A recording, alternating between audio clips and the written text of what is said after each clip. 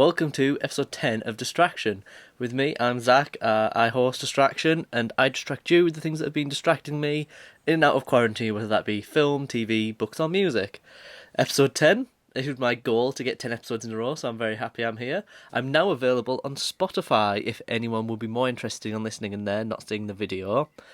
But as with everything, I did have a slight nightmare, which means there's two accounts called Prandycast, obviously, because I can't do anything right.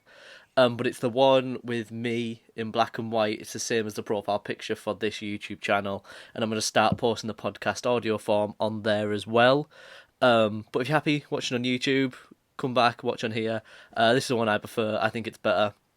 I know it's a bit janky with the background, but hopefully I'll be able to get a green screen in the future. I think that'd be pretty cool, just to make it look a bit nicer. But yes, welcome back. Thank you for coming back. Last week had my most views that I've had, so thank you. This week I'm going to do a normal segment at the beginning where I just talk about maybe some news from the week, and then the second part of the podcast today, I'm going to talk about all my favourite movies, or maybe my top 3 favourite movies, because I don't want this to go on for too long. Because I was trying to save it for like a special episode, because these are the movies I have a lot to talk about, and I think it's quite interesting. It's all my little facts and figures about the movies. So if that's interesting, that'll probably be about the 15-minute mark. But first, I've got some news from the week, and some recommendations of things I've been watching from the week that I thought I would share with you. So today that I'm recording, I think it's like Monday the 18th or something. Yeah, Monday the 18th, just for if I mention something and I'm like, oh, this is good, and then something like the sequel comes out to it soon or whatever, like TV shows. So yeah, podcast 10. Thank you for coming back. First thing I'm going to say up top is Fred Willard, the actor. He died, which is really, really sad. He was in loads and loads of cool stuff. He was like an American comedy actor. I'm gonna Google what else he was in, because I know of what, like, some stuff that I know he was in. Because the thing I mean, it's probably not that good, but the thing I know he was in most was Modern Family. He was Phil's dad, so that's really, really upsetting. He was in Anchorman as well. Let me have a look. He was also in This Is Spinal Tap, Wall-E, Everybody Loves Raymond, Anchorman 2. Yeah, he's in loads and loads of really famous stuff. As soon as if you don't really know who he is, as soon as you Google him, you'll know his face. He was in the Muppets movie as well, which I talked about last week.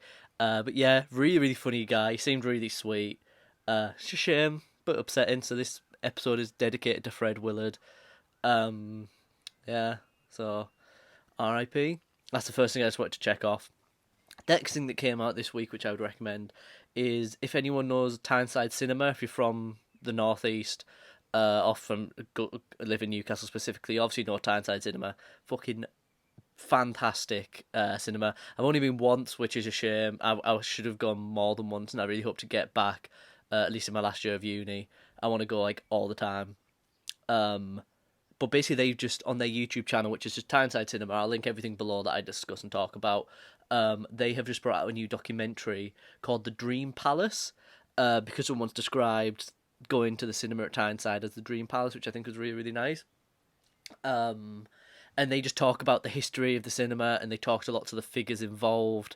They also talk a bit about the history of Newcastle, like all the different cinemas that used to be around. But yeah, I just think it was really, really... It's like an hour long, hour and 15 minutes. Really, really interesting. If you like history in Newcastle, definitely give it a watch. Give them a like as well, because obviously they're a small YouTube channel just for the cinema. And also, I think I mentioned this in like one of my first podcasts, I did buy, you can go on their website and donate or buy a future ticket to use after the lockdown ends. If that's something that interests you, you can like donate a £5 and get a ticket for a future screening, because it is actually an amazing cinema, and I've actually like looked at pictures more than I've been to it, because they always show like proper class films, which I always want to see in like cinemas like Cineworld and Odeon don't show. Like they showed Lighthouse recently, they showed Parasite about a month before anyone else. So if you like all those kind of not classic films, like new, more indie films, definitely give it a watch. I know everyone probably knows what Tyneside Cinema is, but yeah, really, really interesting documentary. And it has a lot to do with Ridley Scott, obviously director of like Alien, Blade Runner. And yeah, it's actually quite interesting because, fun fact, he grew up on my street, like a few doors down up there. So that's pretty. That's why I quite like him. And obviously, all his films are fucking mint. um, but yeah, that's an interesting documentary to just watch on YouTube if you have an hour free. Also, a bit of music for you. First, my favourite, Beans and Toast. He's got a new song out. I don't know sure how many people listen to Beans and Toast, but it's called Human Connection, I think, or Human Contact. That's really good, just on his YouTube channel. So go and check that out. OK Go, if anyone's listened to them. OK Go are, I'm sure most people probably know the most famous song, which is Here It Goes Again. Like, here it goes again.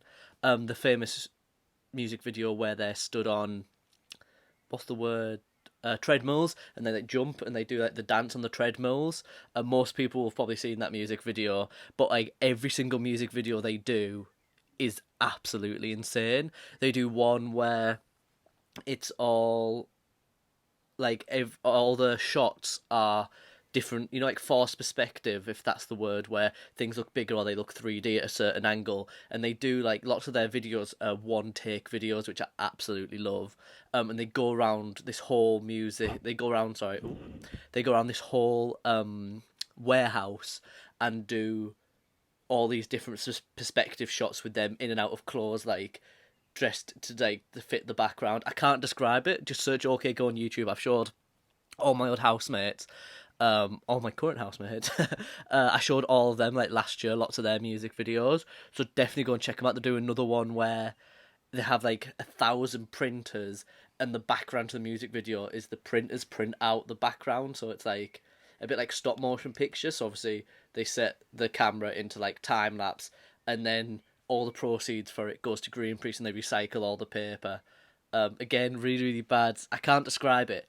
Oh, they do another one, and people probably know about it, but they do another one where they go in a zero gravity aeroplane. So they cut it so it's in 12 pieces, because you can only be in zero gravity for say 30 seconds. So they do a 30-second bit. So every 30 seconds they land in a way in the music video. So like when they cut it to the next 30 seconds, it doesn't look like it's being cut, and it's like really, really interesting, really cool to do it. They have all the behind the scenes on the YouTube channel as well. But that's OK Go. They have a brand new song out, and it's about, obviously this was made in quarantine, so they're all at their own houses. I think it was called like Alone Together or something, but it's like I'll link it below. And this music video can't be anywhere near as good as the other ones have done. But the song's actually really, really class. I quite like the music. So yeah, go and give OK Go a shout. Sorry for going on and explaining all the music videos badly, but they are absolutely class. And I like, if I watch one, I can't just watch one. I have to sit and go through all of them. And third, music. Example is, everyone knows Example. He's bringing out his 7th album. Is it the end of this week or the end of this month? It's within like the next few weeks.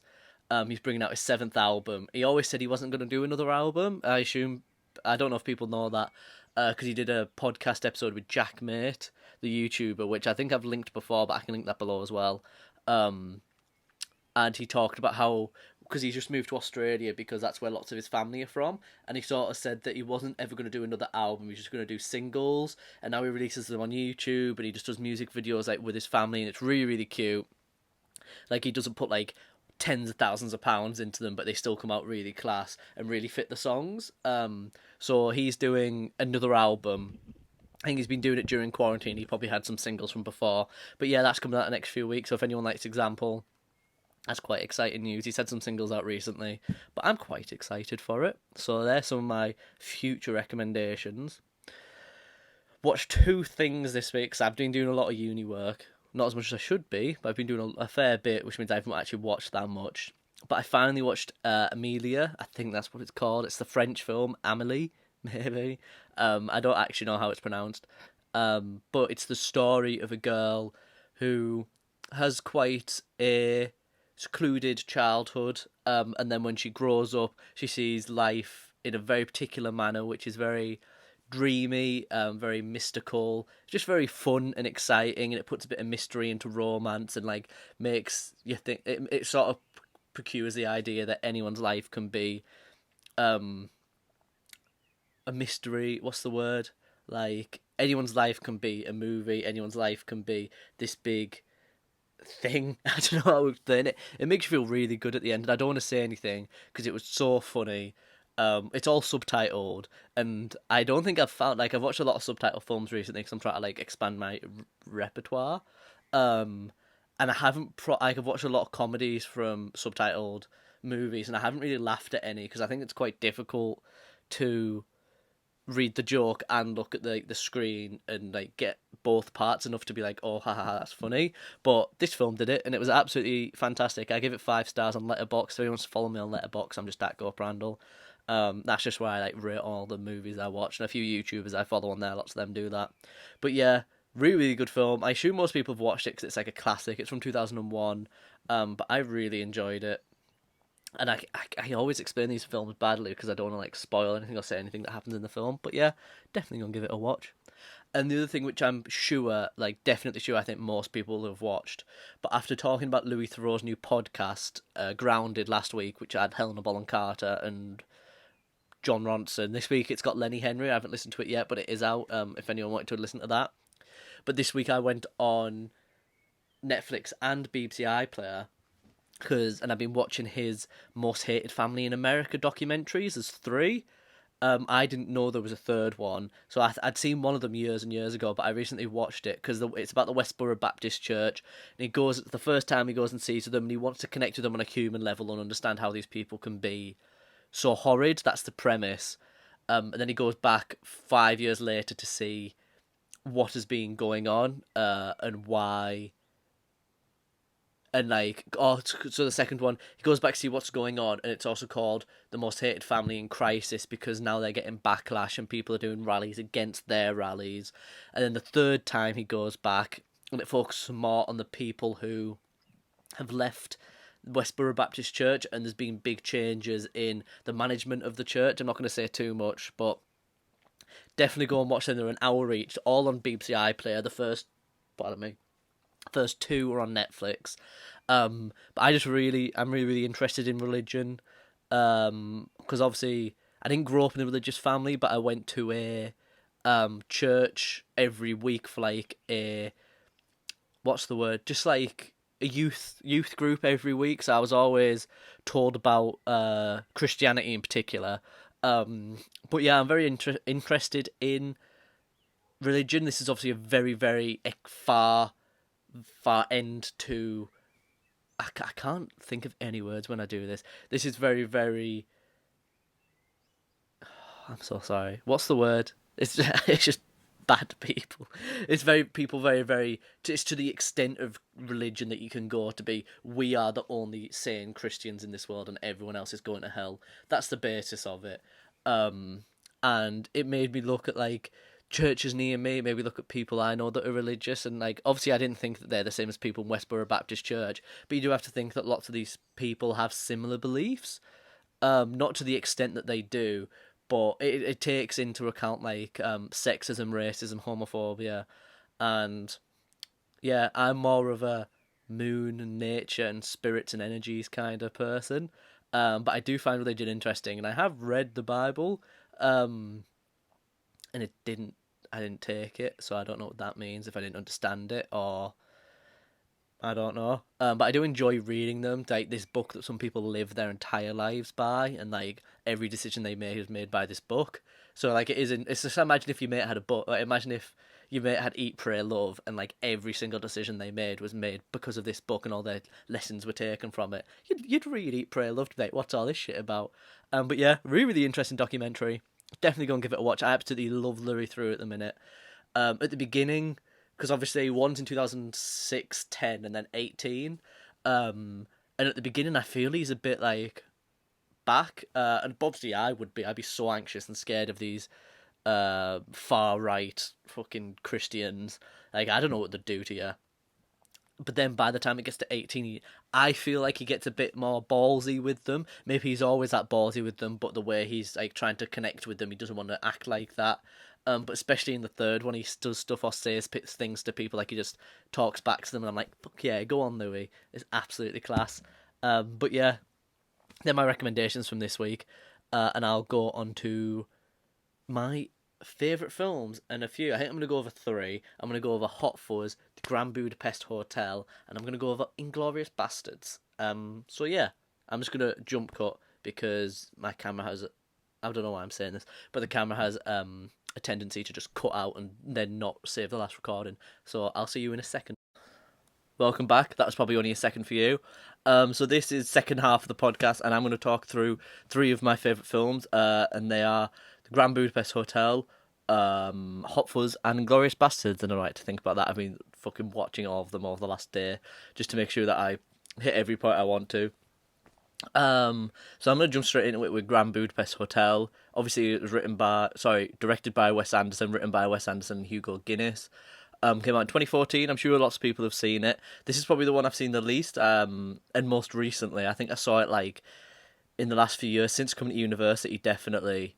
Because I'd seen Fantastic Mr. Fox and I'd seen Isle of Dogs, but I'd never really realised that they were Wes Anderson films. I never really was into it, but then when I started to get into it, I realised, and I went back and watched his backlog of films. But yeah, it stars Ralph Fiennes and Tony Revolori. I think that's how you pronounce it. Sorry if not. He's from Spider-Man, and obviously Ralph Fiennes is Ralph Fiennes. And the story is there's a concierge of a grand hotel, and he gets framed for stealing. I think it's stealing a piece of art, isn't it? Story of the concierge being framed for murder. Sorry, murder as well. And then he befriends the new lobby boy. And then it's obviously their adventure to prove his innocence, sort of thing. But it's an absolutely fantastic film. It's the recovery of a priceless Renaissance painting and the battle for an enormous family fortune. And it is actually told from the perspective of the lobby boy, which I forgot until I rewatched it.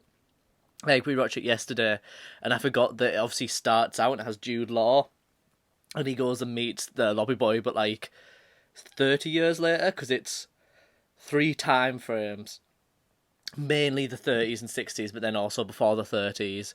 But yeah, absolutely fantastic. It also stars Willem Dafoe, Jeff Goldblum, Bill Murray, Saoirse Ronan, all of Wes Anderson's favourites. You'll know all of them from his other films and just from being themselves as well. But yeah, I absolutely love it. I think Wes Anderson is known for like the production and the aesthetic, obviously, of his films, and I couldn't talk about one of his films without talking about the aesthetic of it.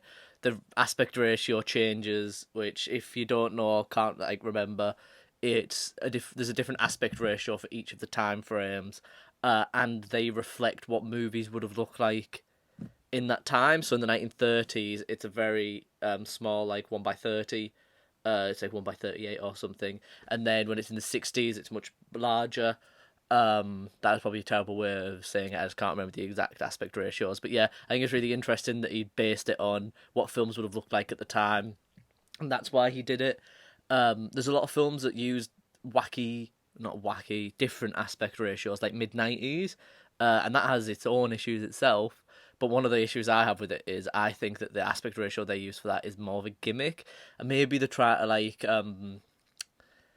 recreate, I don't know, like skater videos and maybe Super 8 film, but I feel like the graininess and the aspect ratio of that film is more of a gimmick, whereas with Wes Anderson, he uses the aspect ratios, so like the shots that he uses in the composition choices that he uses that a wider aspect ratio wouldn't be able to achieve.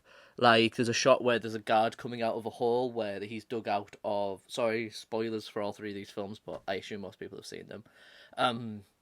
Digs his way out, and there's a guard like in a hole, and there's loads of guards around him, and just the way that it's shot, you wouldn't be able to get that composition in a different aspect ratio. But Wes Anderson is absolutely fantastic for it, and one of my favourite things he does in all his films, I'm not sure all his films, but most films that I recognise it in, is he gets the entire cast in one shot, and I love it. Even in the French Dispatch one that hasn't come out yet, in the trailer, there's like 20 people in this tiny aspect ratio all in one shot, and I think it's absolutely class. I just enjoy looking at it. The way I describe Wes Anderson is ordered chaos, and I was going to do a whole podcast about this. It's the way that his films aren't how we would normally perceive a film to be. everything's like symmetrical. Everything, like all three of the directors I'm going to talk about, everything has a purpose in the shot. But like everything's symmetrical, everything has its place. It's very all the colours are coordinated. I don't know how to describe it. I'm not that good with words. But like normally when you go into a film, you expect it to be more like real life, and people aren't always like in the middle of shots. Things aren't always bright colours or, like I said, symmetrical. My favourite word for this movie. But if you've seen any Wes Anderson movie, you know what I'm talking about. And I just think it's like chaos on screen, but ordered into a film and presented so well that it's just completely normal and easy to digest. And yeah, I'm going to do a bigger video on it, so I won't go too much into it. But Ordered Chaos is the way that I describe him. He actually won 4 Oscars for costume, production design, music, and makeup. And Wes Anderson music is notoriously fantastic. My favourite is in Moonrise Kingdom. If you just go on there, go on Spotify and go on the Moonrise Kingdom soundtrack, and it's absolutely amazing. And it's the only Best Picture nominee that year to be nominated for Best Makeup, Hairstyling, and Best Costume Design. But as you can see, I think I think it deserved all the ones it won. Costume, not only do they look magnificent, they also tell a lot about the character. Right down to like Ralph Fiennes' character, the concierge, and the way his is pristine, because that's how he likes to conduct his business in his hotel. But yeah, I've got some notes. I'm not like reading off Wikipedia. I just made some notes last night. Don't want to look like a fake fan. I went through that. Here's something I actually did get off IMDb because I was interested, and it has like a little section of like random facts you might not know. And it says, unlike most movies, every time a newspaper article appears, it contains a complete depiction of the events in the headline, all written by writer, producer, and director Wes Anderson. So that just shows a sort of like depth that he takes into these films, that every single detail is worth it. There's not a single second lost. There's not a single frame lost on you. It's all telling a full story of trying to create this world. But yeah, one of the other things I wanted to talk about was the miniatures used. And I know that he's talked about it in different interviews and things, and he's got this from when he worked on Find Out Mr. Fox, and it made him, it helped him in deciding to do Isle of Dogs, things like that. And like lots of the miniatures used, if you remember the film, there's the ski scene, the ski chase.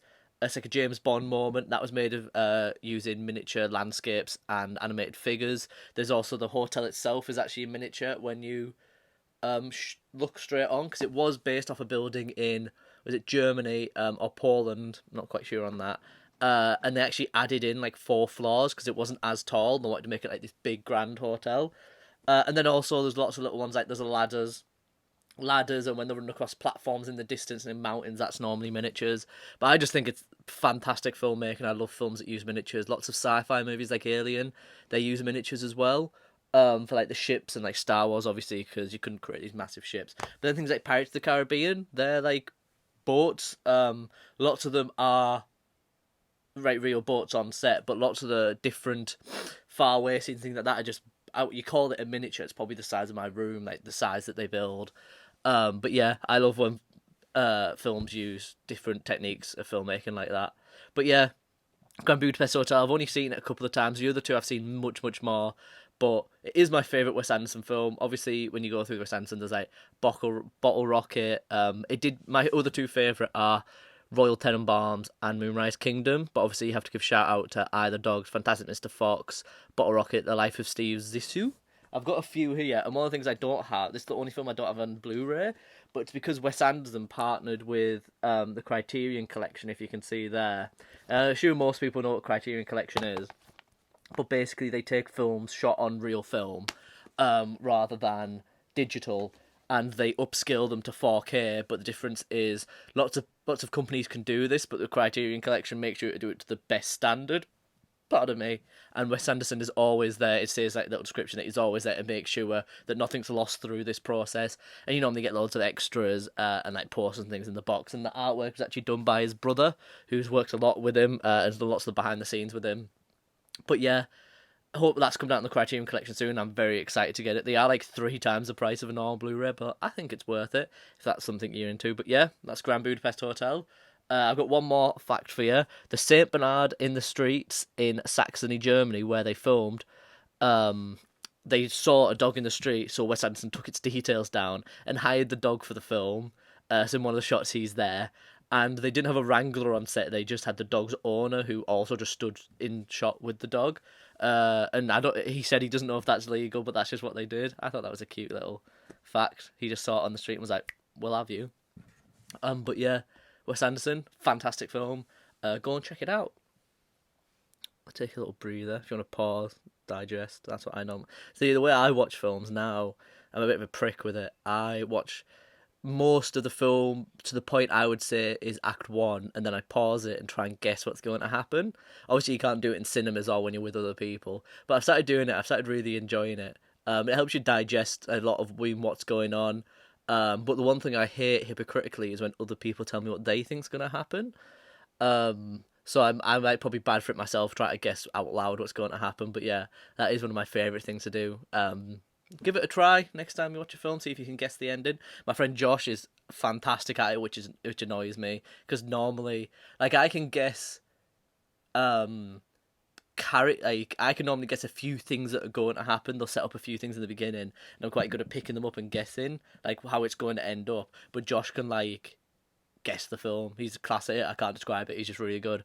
But yeah, so Inglorious Bastards. Whoa, who was that behind me? Did you see that? That was funny. That was on TV on. Inglorious Bastards, obviously written and directed by I was going to say Wes Anderson. It's not.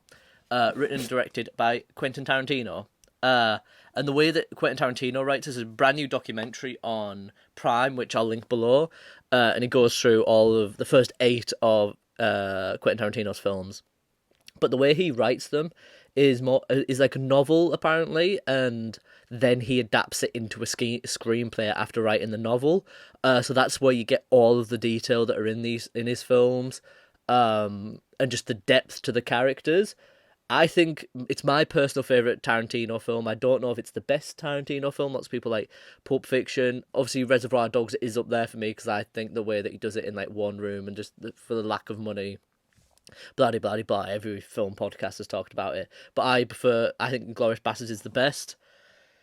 I can't remember the first time I watched Grand Budapest Hotel. But the first time I watched Inglourious Basterds, I was probably about 12, I think. Maybe younger, maybe older. But I was still in my bunk bed in my old bedroom, which was this tiny box room, and I had about an 8-inch screen TV on my wall. It was tiny, maybe 12-inch, I'm not sure. And one night, I woke up in the middle of the night, which was probably only like 1:30, and Inglourious Basterds was on film 4, and I watched the scene with the apple strudel with Christoph Waltz and Melanie Laurent. Sorry, I can't pronounce names at all. And it's the scene in the bar where obviously she knows who he is. I don't know if he knows who she is. And have that amazing apple strudel, which I've never tried and I still want to. And I remember, and it was in French subtitles. I remember at the time being like, "Oh Jesus, I can't read and watch a TV." Like, what the fuck? So like, I turned it off and went back to sleep. Then years later, I found it again, and I was like, "Oh, that's this film." And then obviously, it's amazing. Like, I think it's absolutely fantastic. There's so many scenes in it which we've actually learnt about in uni, and there's so many scenes that I feel like every film student should learn about. And also just the scenes that I'll get onto that are on things like language that are just good lessons for like anyone. But I'll go on like the specifics first. It stars Christoph Waltz, Brad Pitt, Melanie Laurent, Eli Roth, and one. He's like, you'll probably know him from other Tarantino films, and he actually directed the German propaganda in the film, which I think is really, really interesting. Obviously, when the female protagonist meets sorry, I'll go through the story. Obviously, spoilers. The story is in German-occupied France. A young Jewish refugee, Shoshana, witnesses the slaughter of a family by Christoph, and then she plots her revenge. And she goes and works at a cinema, and then when a Nazi falls in love with her, she lures Hitler and the Reich into her cinema, and this is where, and also whilst this is going on, the Bastards, obviously led by Brad Pitt, are Jewish American guerrilla soldiers, and they are trying to hunt down Nazis and kill them and scalp them specifically, and they cross paths and agree to team up, and try and kill Hitler. Successfully kill Hitler, which is one of the greatest scenes of all time in film. But yeah, so that's like the plot of it. It stars Christoph Waltz, Brad Pitt, Ellie Roth, Melanie Laurent.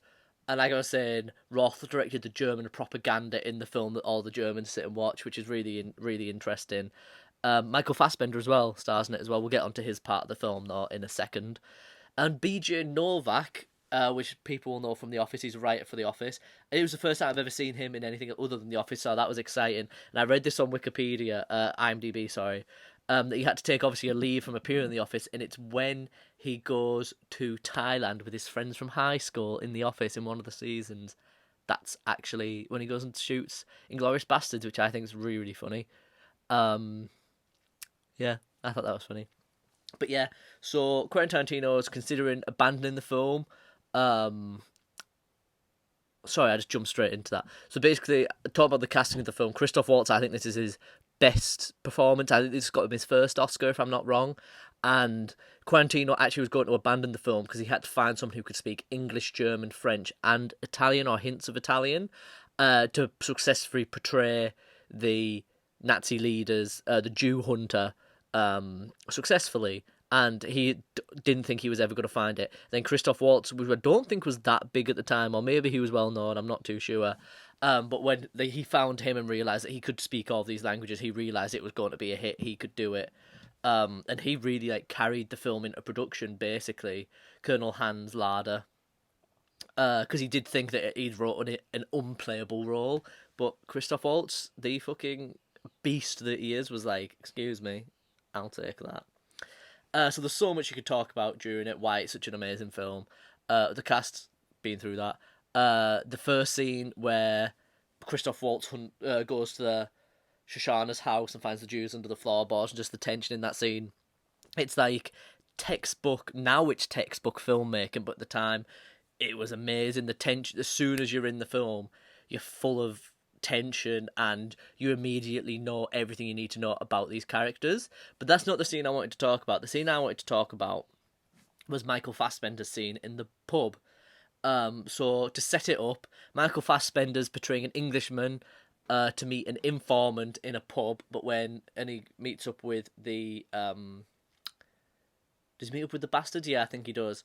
But when they go in the pub, it's full of Nazis, and it's a bar scene. And it's a very, very long scene. Tarantino never meant for it to be that long.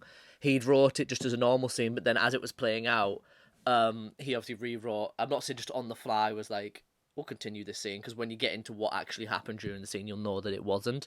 But basically, they go in and it's full of Nazis. So while they try and have their conversation, a drunk Nazi approaches them and starts to talk to them, and they just talk back and try to get rid of him. But at this point, a more senior Nazi leader comes in and susses out Michael Fassbender due to a hand sign of 3, and also the way that his accent. And it's quite ironic, I found out on IMDb, because Michael Fassbender as Lieutenant Archie Hilcox, it is laid with irony. Fassbender was born in Germany to German and Irish parents. He was raised in Ireland, now residing in London with fluency in German as his first language and England as his second, and a mastery of English accents and dialects. Here he plays an Englishman who goes undercover as a German who can speak German fluently but has trouble hiding the accent.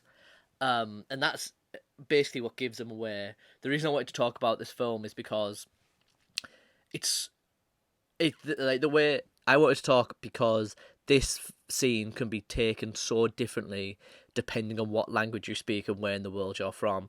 It depends so much on language, and there's a Jack Howard video which I'll link below, and he talks about one of the things that gives him away is the way that Fassbender pronounces ich, and the way he pronounces L. So you have a light L, and then you have a bold L, I think it's called, so it's like le, bold L, and then le, or like le. Is a light L, and apparently Germans don't use a bold L, they only use the light L. So when you speak in German, you can very clearly hear an ich as well.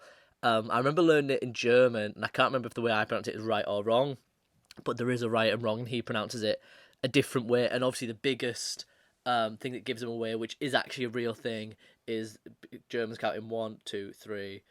Sorry, I was counting 1, 2, 3, whereas Germans go 1, 2, 3, sort of thing. Whichever way it is, I'm like trying to figure out which way I count now. But whichever way they count to 3 on their fingers is a real thing between the two communities, and that's ultimately what gives it away. But the best part about that is Tarantino creates such a tension during the scene. You don't know that's what gives him away until the next scene. Obviously, if you've never seen it before, you have to get to the end of the scene, the whole shootout, and then you find out what went wrong and what actually gave him away.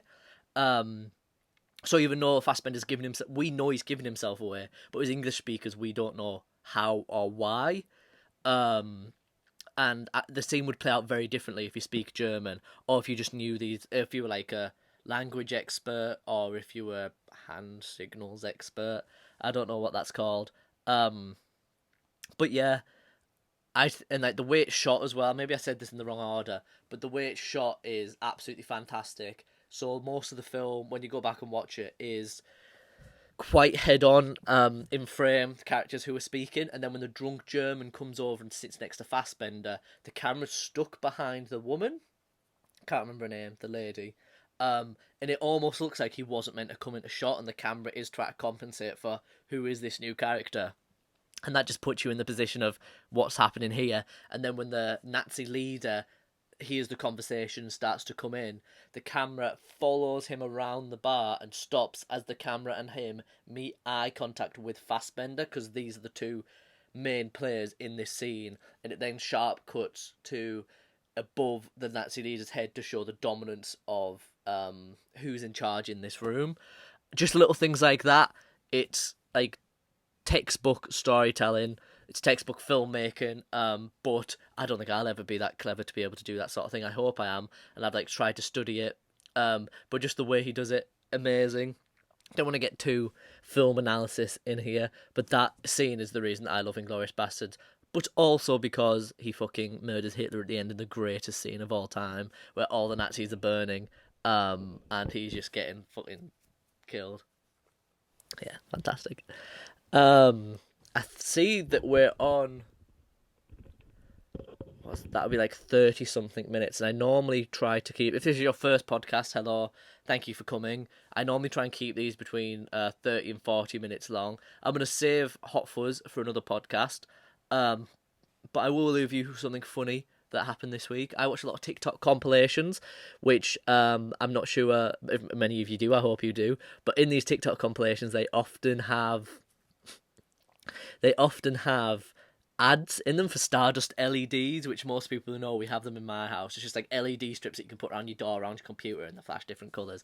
And they made these really, really funny ads for them, and also for those like shit jumpers and things like that you always see that you can, from like China, and you just know they're going to be the worst quality in the world. I was watching one last night, and they've got a new thing they're selling, which is feet. It's feet with about 4 E's in it, and it's socks of the same idea, where it's just really weird designs of like Marvel designs, like universe designs, noodle designs, really weird things. And I was like, what the hell is this? And the best part was that the 10% off code was cringe. And I was like, well, they know their audience, and that is just textbook advertising. I think everyone who studies advertising should learn something from these TikTok compilations. But yes, thank you for coming back to episode 10. This has been my favourite episode so far. Now on Spotify. Like I said, it's the one with me in black and white. But if you've watched this, you probably won't watch it on Spotify. But please come back next week. I love doing them. Please give it a like if you did enjoy the podcast. And we'll see you next week for episode 11. Thank you.